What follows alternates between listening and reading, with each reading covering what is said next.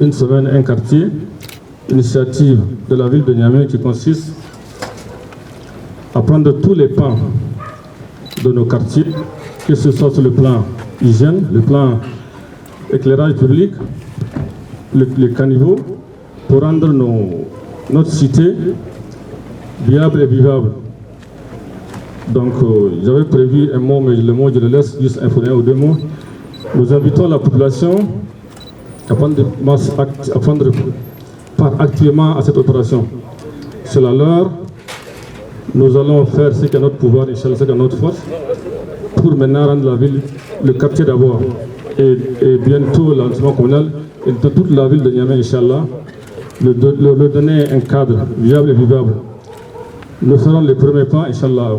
Nous allons peut-être progresser après, mais l'activité, l'action doit continuer et continuelle.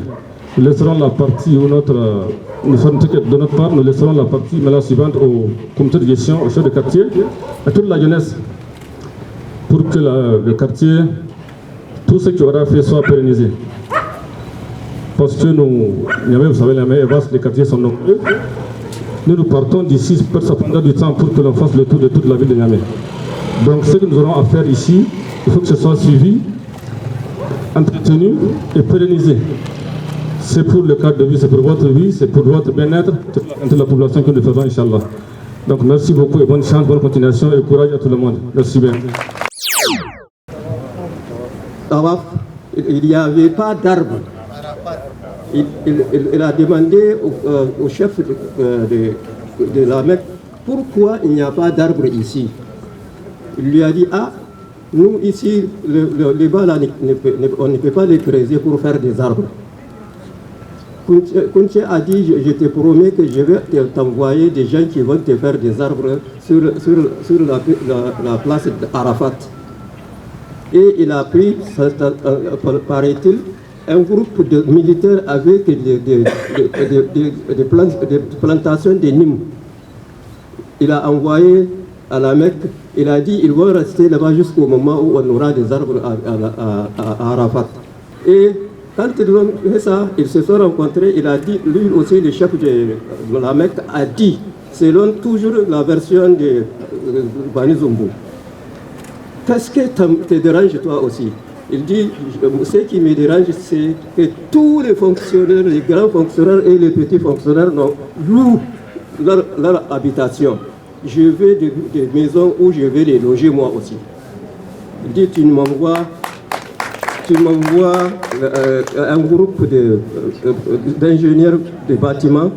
Là-bas, on va faire un plan d'action que je vais les envoyer avec vous. Ils vont construire des maisons.